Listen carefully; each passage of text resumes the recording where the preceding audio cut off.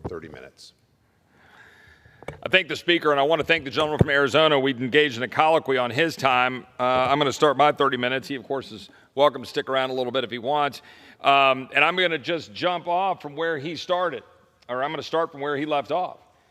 And that is to talk about what we're debating on the floor right now, which is the reconciliation bills that we are debating in the House and in the Senate as we speak. Now, for the average viewer out there, you don't understand what we're talking about. Let me put it in basic terms.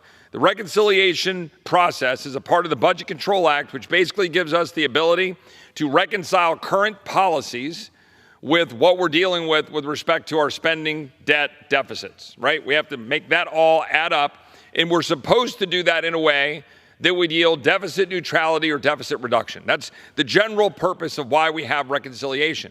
Reconciliation, though, because there is a 60-vote threshold in the Senate, and that means certain policies that the majority wants to get in place in the House and the Senate, if they control both chambers, often hit resistance by the minority party in the Senate, that then reconciliation is used to end run what we call the filibuster, even though it's really just a 60-vote threshold, end run that in order to get policy, even though we're supposedly not doing policy on reconciliation.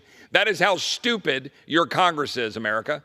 That's how you're developing policy, through a bunch of arcane procedures, some of which are great and designed to have cooling effects, some of which are really stupid. But what we're doing is trying to find every which way possible to avoid accountability and responsibility, and that is, as I've been putting it around here to reporters and getting reported out, to do basic math. Because that is, in fact, our obligation, is to do basic math. And unfortunately, a whole bunch of my colleagues on the Democrat side of the aisle and a whole bunch of my colleagues on the Republican side of the aisle refuse to do basic math.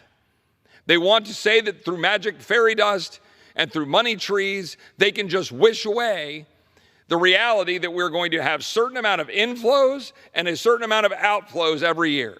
And you want to know why we're $37 trillion in debt, or soon to be? That's why. Now, we're having a big debate, America, on what we should do in this so-called reconciliation process.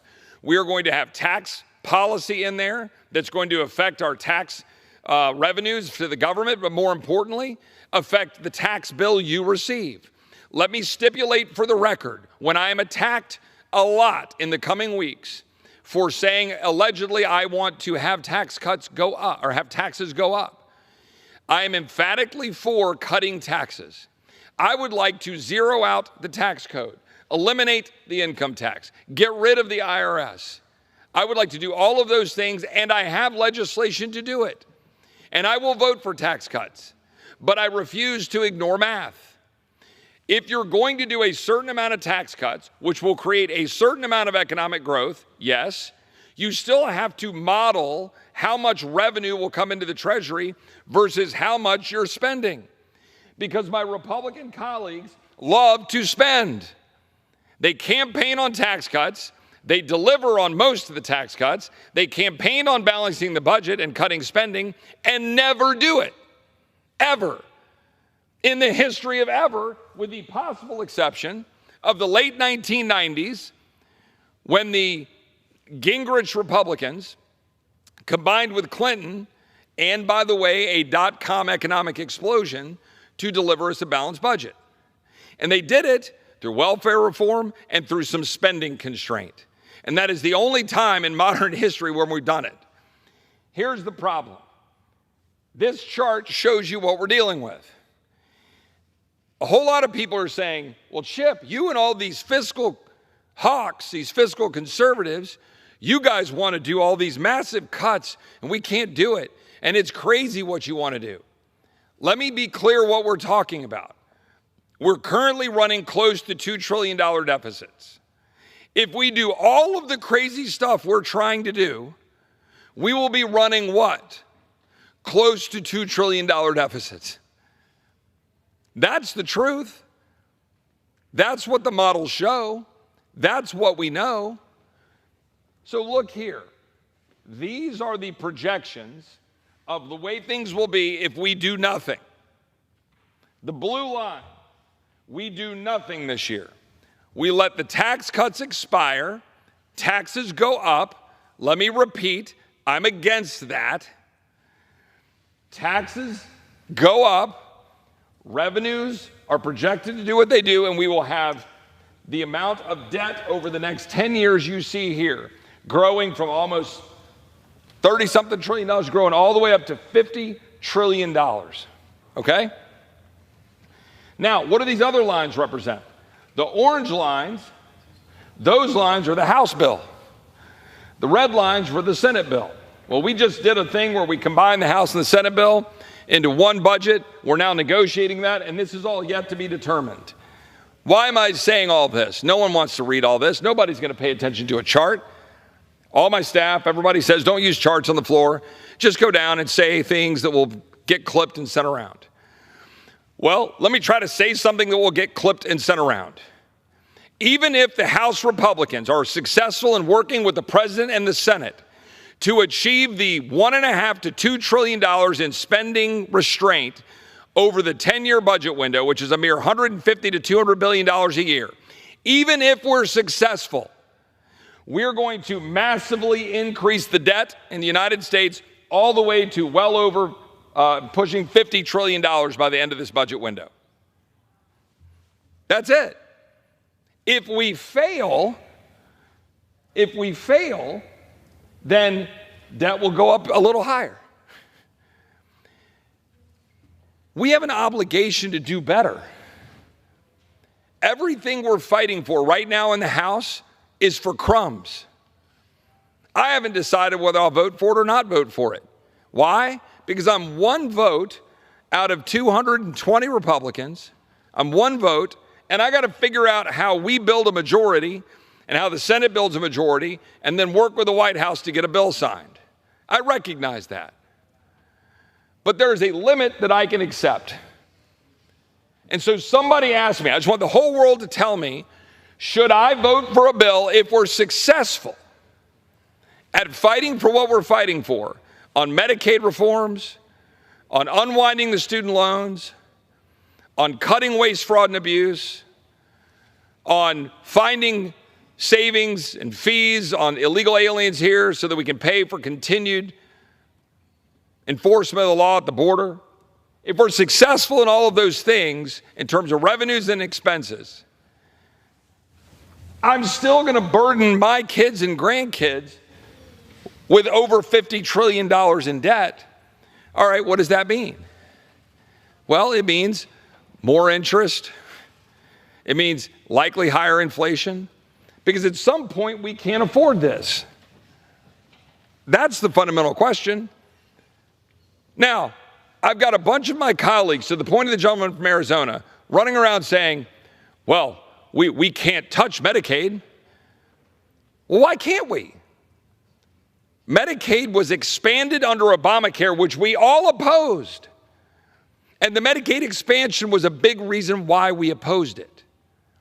So why can we now not demand reforms to the broken pieces of Obamacare that expanded Medicaid, such that we are giving 90% federal match to the able-bodied, the people who are not the most vulnerable, compared to the vulnerable population who only get 50 to 60 to 70%? Like, why would we do that? Why would we give more to Medicaid recipients than Medicare recipients, which we often do? Why would we continue to allow states like California and other states to game the system to get federal dollars sent back in a money laundering scheme, as has been reported widely by the Wall Street Journal and others? They're openly and knowingly doing it. Why wouldn't we fix that? Why wouldn't we apply eligibility rules and work requirements combined with lowering that abusive federal match rate, subsidizing blue states to game the system, when they're using federal borrowed money to prop up their weak state budget? Why wouldn't we fix that? I don't have a single constituent I know who thinks we ought to continue doing that. And even more so, let me see this chart. My colleagues are running around and say, well, they give into these arguments that we're somehow cutting Medicaid. That's a lie. Now, we could have a debate about whether we should actually reduce Medicaid and give more money in other places, or free up the states to provide better service, or empower Americans to go get the doctor of their choice and be able to afford health care without having an employer or government-provided insurance-run bureaucratic system enriching insurance bureaucrats and pharma and hospitals, because that's what we have. We don't have free health care anywhere in this country. The freest country in the world, you do not have the freedom to go to the doctor of your choice. You don't. The average family in this country is paying $25,000 a year to go to insurance bureaucrats to tell you what handful of doctors you can go to, what lousy deductible you get, what ridiculous copay you have. And I've got a constituent who died from cancer last year who couldn't go to MD Anderson because she was covered on covered on Obamacare. Think about that. Covered on Obamacare.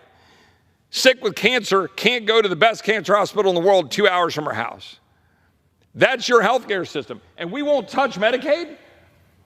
Our budget contemplates Medicaid going up 25%. I'm not going to say whether that's good or bad, but can we at least just have the backbone as a Republican Party to not allow our colleagues on the other side of the aisle in the media to say that we're cutting Medicaid when we're increasing Medicaid spending? I mean, it is mind-boggling that we allow that narrative to set in on a program that is broken, that has $1 trillion of improper payments, that is ripe with abuse. What are we here for? I mean, that'd be my question for my Republican colleagues. Why did you run for office? Because I don't recall Republicans running on a big platform of the government is the solution to all your problems.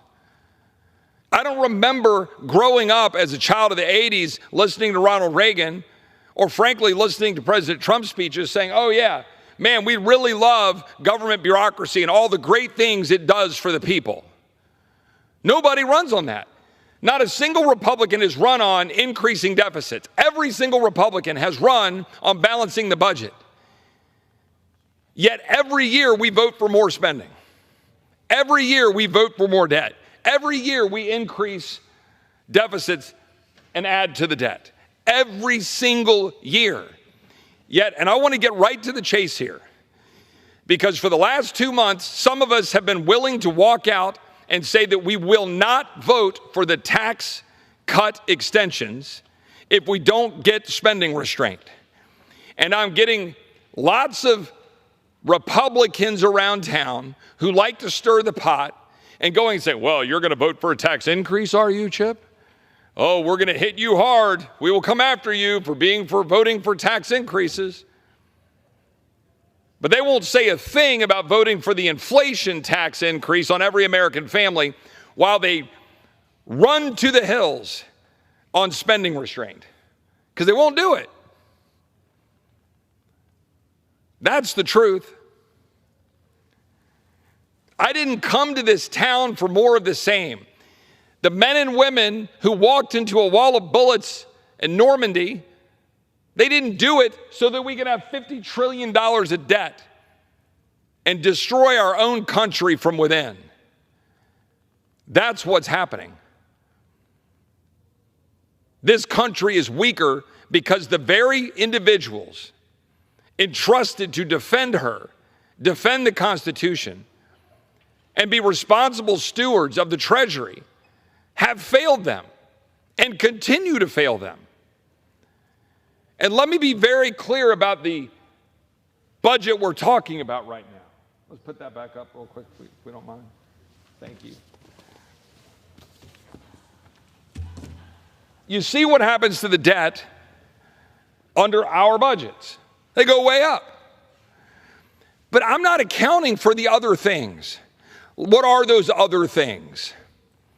Well, this budget, the House budget, it assumes that we're able to figure out how to hold what we call discretionary spending flat. I don't know if the Speaker is the only other person in the chamber with me, believes that we'll hold discretionary spending flat, but history would say we wouldn't. But our budget assumes that we hold discretionary spending flat. That's defense, DOJ, DHS, all of the spending on all of the various programs in commerce, and go down the list. Okay, well, what else? I read a story yesterday that because of tariff policy, and by the way, I support the president using tariff policy to isolate China and restructure our worldwide trade that has been being abused by friend and foe.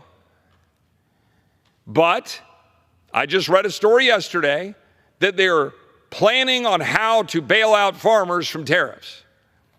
Well, remember, 7 years ago, we had to spend $25 to $35 billion to bail out farmers for tariffs. This last December, we spent, I don't know, $30 billion or something in a supplemental bailing out farmers. All right, well, what happens when, we need more money for California wildfires? Or what happens when there's a hurricane that hits Florida or, apparently North Carolina, Tennessee? Is that $5 billion, $20 billion, $30 billion, $50 billion?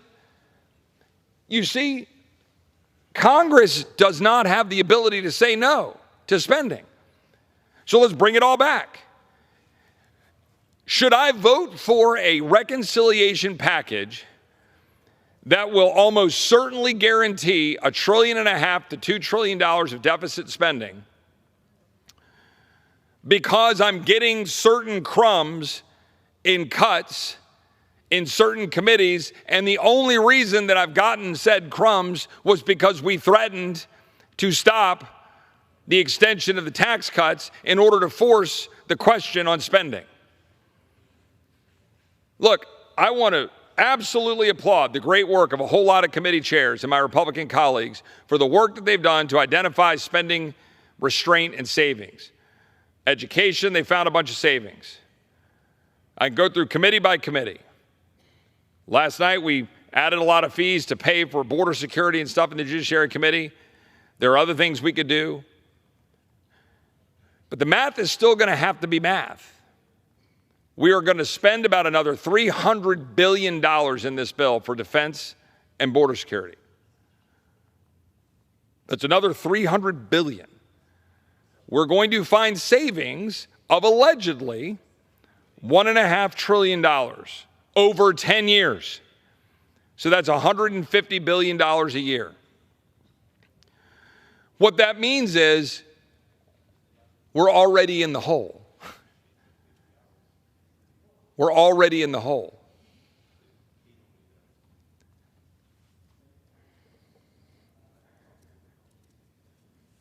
By 2035, the United States will be spending more on interest per year than all federal programs aside from Social Security. Right now, federal debt is so large, 40% of all personal income taxes go to paying interest on the federal debt. Think about that. We have over $1 trillion a year in interest. Spending drives inflation. In 2024, the typical American family needed an extra $17,000 a year to maintain the same standard of living as January 2021.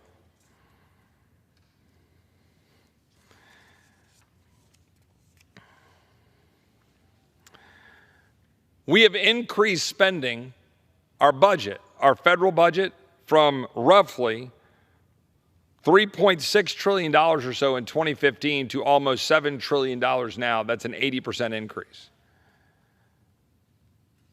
Does anybody alive think that we can sustain this? Do any of my colleagues, Republican or Democrat, think that we can sustain this? Does anybody alive right now in the chamber, if you're in the complex and you haven't hopped on a plane to fly home because we had our final vote on a Thursday morning and we're going to come back on a Monday night in our usual way of doing things in the swamp, not doing what we should do, does anybody believe that this is going to save the fiscal health of America? Like I said, I haven't decided if I'm going to vote for it or against it. That depends on a lot of variables. Does the Inflation Reduction Act actually repeal the ridiculous subsidizing that are enriching the Chinese and enriching billion-dollar corporations and undermining our energy security? Do we have the resources necessary to secure the border and the fees to pay for it?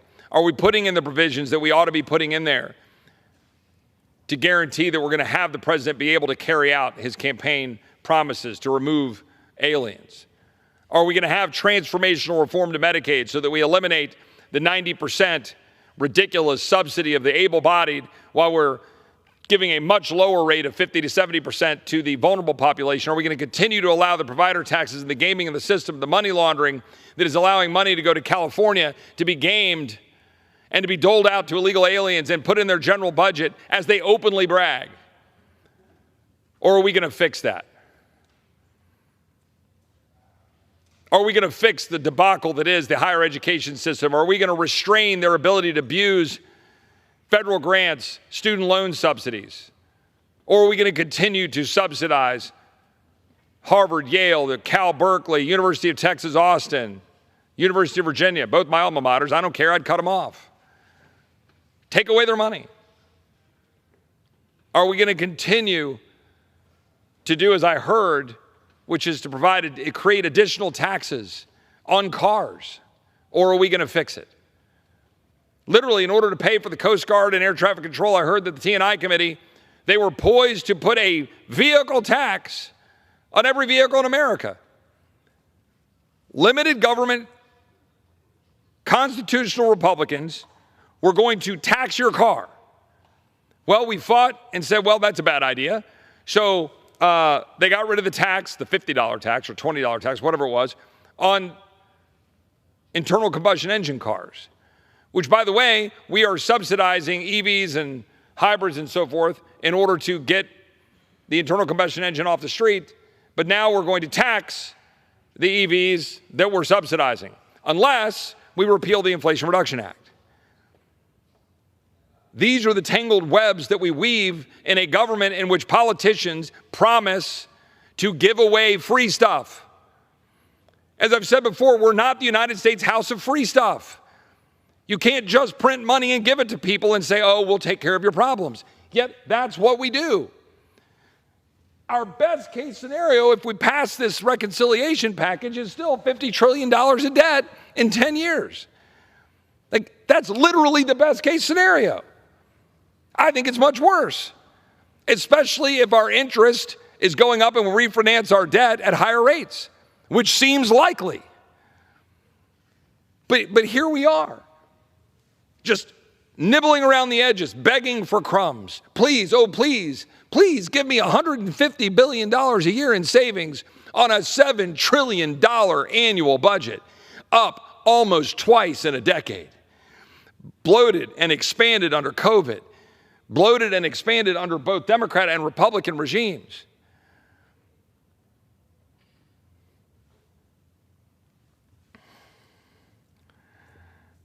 We've had an extraordinary first 100 days. The president has turned around the ship. We're securing borders. Apprehensions are down 94%. We're resetting our position in the world stage diplomatically, economically. We're rebuilding our military, which is being decimated by the previous administration, unwinding DEI, rooting out waste, fraud, and abuse in government, firing bureaucrats, identifying all the things that ought to be cut, and that is a good thing. And Congress, my colleagues, are doing some good things. We've passed some good bills that are hitting a wall in the Senate.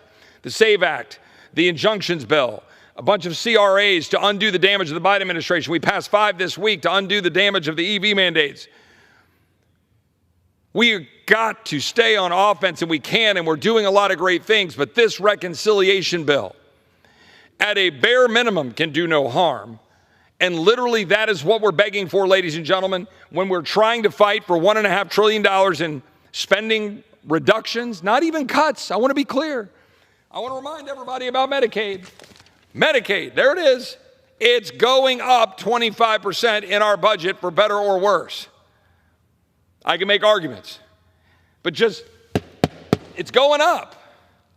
So can we at least speak truth that it's going up and that we're begging for crumbs to get $1.5 trillion in reductions over 10 years? We're going to spend $86 trillion over the next 10 years. We're just trying to save $1.5 trillion of that massive increase for crumbs to have $50 trillion of debt at the end of that rainbow. I hope we'll come together. I hope we'll unite to deliver a product that is worthy of support. I have not decided whether I'll be able to support it. We will find out whether it has what is needed. I do want to take 1 second before I yield to my friend from California to honor a dear friend of mine who passed away a couple of weeks ago. Diana Denman, often called the godmother of the Texas Republican Party. She passed away on April 17th at the age of 91. And I don't do a lot of the floor speeches on individuals because I feel like if I do them for one or two and I don't do them for everybody that I represent, that gets tough. Obviously, veterans, police officers, there are things that rise to the occasion. Diana was a legendary mentor, not just to me, but to many of my friends, many of the people that work for me, many of my staff. She played a major role in the political evolution in Texas, where Texas went from a historic Southern Democrat state to a bastion of conservative Republican politics and a warrior for freedom across the globe. I was proud to have her support, but more importantly, I was proud to have her friendship. She worked closely with some of my dear friends in politics and former bosses like Senator Ted Cruz and Governor Rick Perry, both of whom are dear friends of mine. She led a storied life. She rode her horse into the lobby of the Mayflower Hotel in Washington, D.C. She acted in Hollywood, where she would go on to meet future President Reagan when she was in Hollywood in that golden age. She held many positions in the Reagan administration of the 1980s, and she stood strong against the Soviet Union and the Soviet aggression around the globe. She was truly one of the last cold warriors, and I mean that in all of the right and good ways. As a child of the 80s, I consider myself a proud cold warrior and believe very much that we need to stand against aggression in the same way President Reagan stood against that aggression and stood for freedom and as a beacon of hope around the world. But I think we could learn from that era, as I learned from Diana, about doing things through peace, through strength. I will miss Diana, and she'll be remembered for her fierce patriotism and her strong convictions. She was feisty. She was committed. She loved her country. I want to thank her for her steadfast commitment to the conservative movement, to the United States, to defending our country, and in service of the Lord Almighty. I'll keep fighting to live free, and I'll remember Diana through those actions. And I will miss her dearly, as will many of my staff who counted her as a mentor. But when I think of the people who have devoted their life to the cause, and they come and then they go and they pass, and I'm reminded that we're here for these fleeting moments. What will be our legacy? What will be the legacy of this generation? Are we going to put this country back on a sustainable path? Are we going to actually honor our constitutional commitment to have a limited government in which people can live free? Are we going to constrain the appetite for unchecked spending and the racking up of debt and the deficits and the interest that are killing our economy, our country, and frankly, the futures of our own children? Or are we going to choose the harder path, right? As President Reagan said in 1964, it was a time for choosing. Frankly, we didn't actually heed his call. We chose poorly. We chose the path of a massive bureaucratic, tyrannical state. We've empowered government. We haven't reduced it. We've increased spending. We haven't reduced it. We should actually honor that time for choosing. And in the memory of my good friend who served with President Reagan, let's reignite that call for time for choosing, to choose that path, to choose the path of the Constitution, of limited government, of freedom, of responsible spending, and turning over this country to our children better than we inherited it. And with that, I'll yield back.